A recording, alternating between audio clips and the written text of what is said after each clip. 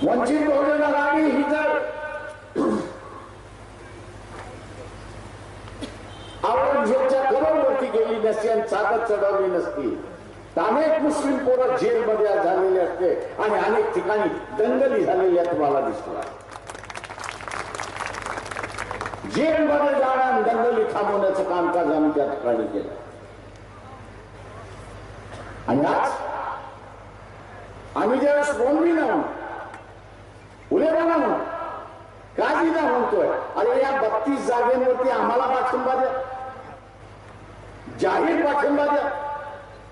या 32 जागा जर निवडून आल्या तर 2 वर्षापासून मोहम्मद पैगंबरांचं जे बिल आज सभागृहामध्ये रखडलेलं आहे त्याला मंजूर करण्यामध्ये साथ मिळेल, हात मिळेल आणि शांतता या ठिकाणी नांदेल.